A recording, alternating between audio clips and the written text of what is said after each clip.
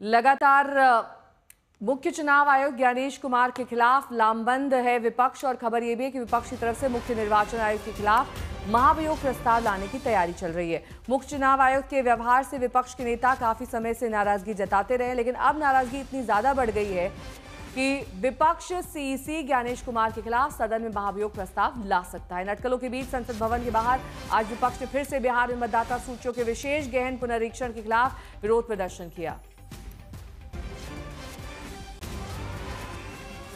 भाजपा का स्पोक्सपर्सन बन के उनके तौर तरीके से ये लोग काम करते हैं, उसी तरह से जवाब देते हैं। जो बीजेपी के स्पोक्सपर्सन ने जिस तरह से पहले प्रेस कॉन्फ्रेंसेस की थी, जो इश्यूज उठाए थे, जिस तरह से बात कर रहे थे, वही टोन और टनर में ये बात कर रहे थे। ये बिल्कुल अनएक्सेप्टेबल है। कंप्लीटली इम्पार्शियल सीईसी चाहिए, इम्पार्शियल इलेक्शन कमीशन चाहिए और फ्री एंड फेयर इलेक्शन इस देश में चाहिए। जो डेमोक्रेसी में जो भी हथकंडे हैं, जो भी वेपन्स हैं, जो भी हम इस्तेमाल कर सकते हैं, जो भी रूल्स के तहत इस्तेमाल कर सकते हैं, वो इस्तेमाल करने रेडी होते हैं जरूरत पड़ी तो। जी कांग्रेस में चर्चा हुई है? नहीं, अभी कोई बात हुई नहीं है, लेकिन जरूरत पड़े तो हम कुछ भी कर सकते हैं। कि ये जानबूझ करके पिछड़ों का वोट काटते हैं, जिसमें भिन्न समाज, मौर्य समाज, पाल समाज, बघेल, राठौर, और शो ये करते हैं आप लोगों के माध्यम से कि पिछड़ा वोट मिल रहा है, पिछड़ों का वोट काट देते हैं, लिस्ट से चुनाव जीत लेते हैं, और फिर ये शो आप लोगों के माध्यम से ये कराते हैं कि नहीं, पिछड़ा वोट उन्हें मिल रहा है। सच्चाई है कि उनका वोट डिलीट हो रहा है।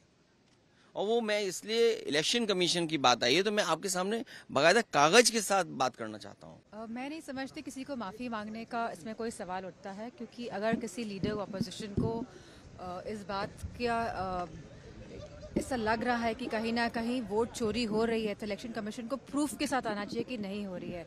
और वहीं मिस्टर अखिलेश यादव जी ने भी एफिडेविट्स दिए हैं 18,000 वोटर्स के, जिनके नाम काटे गए या जो वोट नहीं दे पाए इलेक्शन कमीशन की खामियों की वजह से। तो वो एफिडेविट जो दिए गए हैं उसके बावजूद भी प्रेस में आकर झूठ बोला अपने आप में एक प्रश्न चिन्ह उठाता है। पर वो कह रहे हैं कि राहुल गांधी को माफी मांगनी चाहिए, वरना मैं नहीं समझती हूँ माफी मांगनी चाहिए।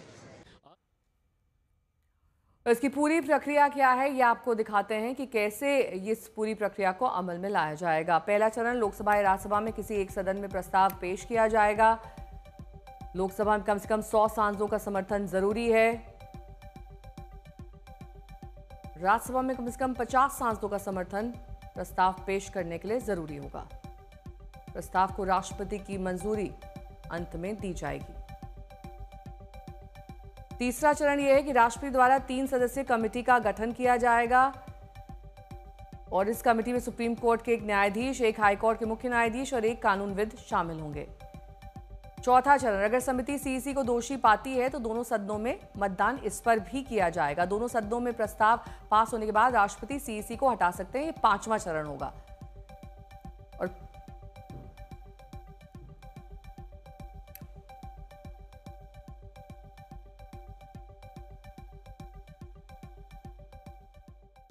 आज चुनाव आयोग के ऊपर आप सवाल खड़े कर रहे हैं। ये वही चुनाव आयोग है जिनके नेतृत्व में चुनाव हुए हैं और कांग्रेस लंबे समय तक सत्ता में रही है, केंद्र में हो, राज्यों में हो।